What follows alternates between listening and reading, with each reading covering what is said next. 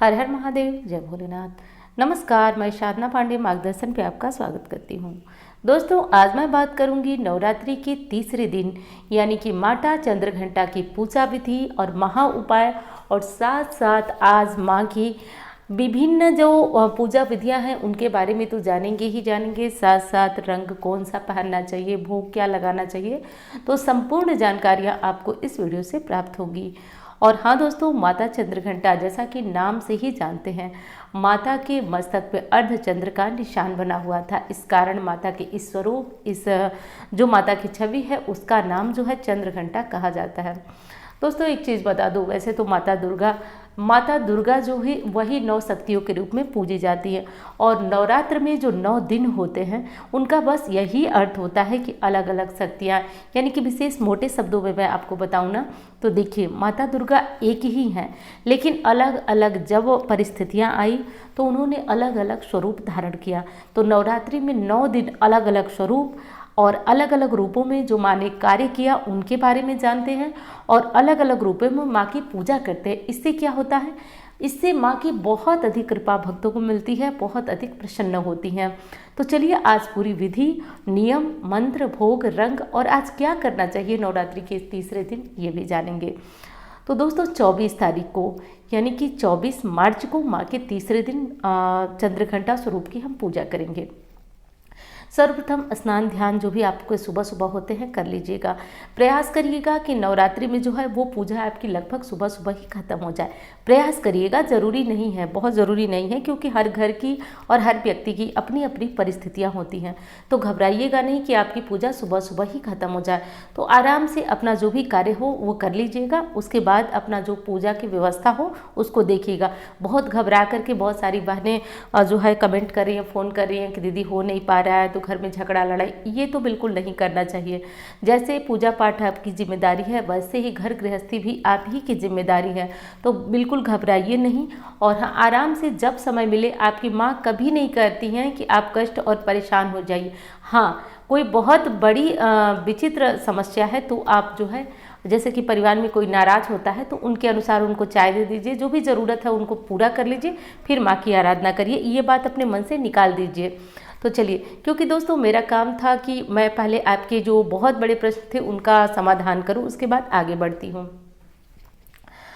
देखिए, माता चंद्रघंटा की पूजा से पहले आपको भूरे रंग के वस्त्र पहन लेना चाहिए। यदि आप दिनों के अनुसार वस्त्र पहनते हैं तो भूरे रंग के पहन लीजिए, सुनहले कलर के कोई वस्त्र हो तो वो पहन लीजिए। नहीं तो मैं तो यही कहूँगी कि लाल रंग के वस्त्र आप पूरी नवरात्रि धारण करें, इससे माँ की कृपा मिलती रहेगी। फिर भी आप लोग पूछते हैं दिनों के अनुसार, तो दिनों के अनुसार भूरे रंग के या फिर सुनहले कलर के वस्त्र धारण कर लीजिए। और हाँ दोस्तों, एक चीज़ और कहूँगी, वीडियो अच्छी लगे तो लाइक ज़रूर करिएगा और चैनल को साथ साथ सब्सक्राइब कर लीजिएगा। और अच्छी लगती है, दूसरों के काम की लगती है, तो आप इसे शेयर भी करें। इससे भी भगवान हमारा भला करते हैं। जब हम किसी दूसरों को कुछ चीज़ें बताते हैं, गुरु भी मजबूत होता है, साथ साथ जो है हमें भगवान की विशेष कृपा मिलती है। तो करना चाहें तो कर सकते हैं। दोस्तों, माँ चंद्रघंटा की पूजा से पहले तो आपने वस्त्र धारण कर लीजिए। उसके बाद जैसे आप माँ की पूजा करते हैं वैसे माँ की आसान तरीके से, बिल्कुल आसान तरीके से, जिस तरह आप सुबह सुबह नवरात्रि के दिनों में पूजा करते हैं कर लीजिएगा। धूप, दीप, आरती, भोग सब लगा लीजिएगा।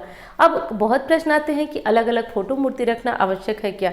तो देखिए, एक फ़ोटो आती है जिसमें माँ के अलग अलग स्वरूप होते हैं, और नहीं आती है तो जैसा मैंने पहले कहा कि सभी माँ दुर्गा के ही अंश हैं। तो आप अलग स्वरूपों के चक्कर में ना पड़े, बस ध्यान कर लीजिए माँ चंद्रघंटा का, और उसके बाद जो माता दुर्गा की फोटो मूर्ति तस्वीर है उसी पे उनका पूजन कर लीजिए।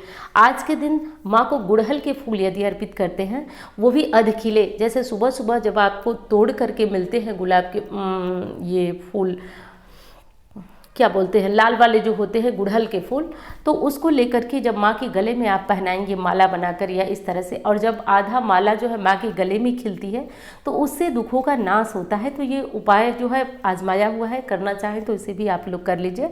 और इतने फूल नहीं मिलते कि माला बनाएं, तो एक फूल ही माँ को ज़रूर समर्पित करिए। इसके बाद क्या करना है दोस्तों, तो आज जो है माँ का मंत्र भी आप चाहें तो जप सकते हैं। तो यदि आपने पहले से कोई मंत्र लिया है संकल्प में कि आप उसे जपेंगे तो जपिए, लेकिन कम से कम 108 नहीं जप सकते तो आप 51 या फिर 11 बार ओम चंद्र घंटाय नमः, ओम चंद्र घंटाय नमः इस मंत्र का जप कर लीजिए। इससे ये होगा कि शरीर में बढ़ने वाली जो तरंगे हैं, यानी कि देखिए शरीर में अनेक तरह की तरंगे होती हैं। तरंगे का मतलब कि देखिए मैं शायद इसको सही उच्चारण नहीं कर पा रही हूँ।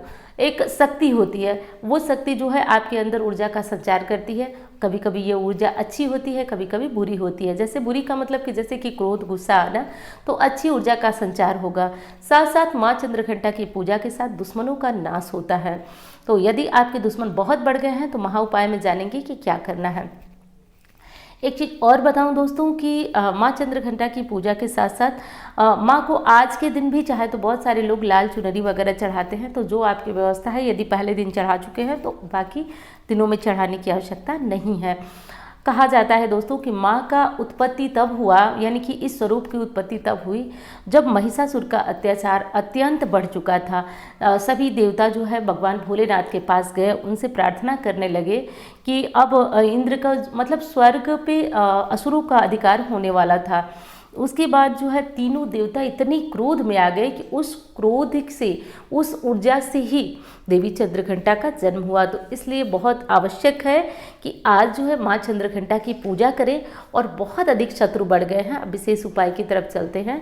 तो आज आप क्या करेंगे, देखिए आज माँ को जो भी आप जोत जला रहे हैं ना, जो अखंड जोत नहीं, जो अलग से जोत आप जलाएंगे या फिर नहीं जलाते हैं तो उपाय के लिए आज घी की जोत जला लीजिए। उसमें आप 2 लौंग डाल लीजिए, उसमें 2 लौंग डालकर माँ की जो भी आरती गाते हैं आप गाइएगा।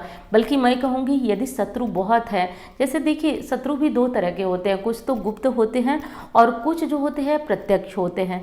तो यदि इस तरह के दोनों तरह के शत्रु आपके बहुत ज़्यादा बढ़ गए हैं तो आप इस काम को करिए। प्रति नवरात्रि सुबह शाम आरती जो है घी के दीपक से करें और उसमें 2 लौंग डाल करके करिए। शत्रु का नाश होगा। नाश का मतलब कि मृत्यु नहीं होगी, शत्रु आपकी शत्रुता का नाश होगा, बात समझिएगा। अब एक चीज़ और करेंगे, देखिए तीसरा नवरात्रि भी है और आज है शुक्रवार, और आप माँ को कौन सा भोग लगाएंगे। तो माँ को वैसे तो दूध का, यानी कि गाय का दूध होना चाहिए, या फिर दूध से बनी कोई मिठाई है, खीर है, तो माँ को भोग लगा सकते हैं। बाद में इसका प्रसाद भी आप ले सकते हैं, लेकिन चावल वगैरह की खीर व्रतधारी लोग नहीं लेंगे, ये काम कर लीजिएगा।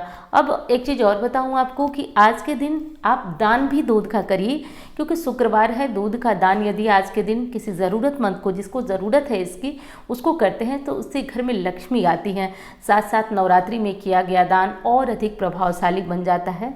तो कर्जे बहुत ज़्यादा हैं, बहुत ज़्यादा दिक्कत है, तो कर लीजिएगा। और शत्रुनाश के लिए इस नवरात्रि ये काम ज़रूर कर लीजिएगा, क्योंकि माँ का प्राकट्य ही शत्रुनाश के लिए हुआ।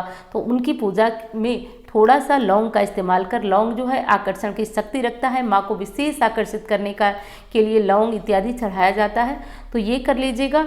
और हाँ दोस्तों, इस नवरात्रि में माँ का जो भी मंत्र आप जपिए पूरे मन से, विधि विधान से करिएगा। और ये जो है ज़रूरत की जितनी भी चीज़ें हों आप अपने लिए रखिए, और थोड़ा भी बचे तो आप दान वगैरह भी करते रहिए। इससे भी जीवन में आने वाले कष्टों का नाश होता है।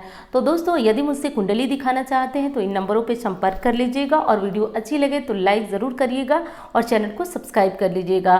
तो चलिए इस तरह की वीडियो के साथ फिर मिलती हूँ। भोलेनाथ का नाम लेते रहिए, कमेंट बॉक्स में भी माता रानी और हर हर महादेव की जितना ज़्यादा से ज़्यादा हो सके जयकारे लगाते रहिए।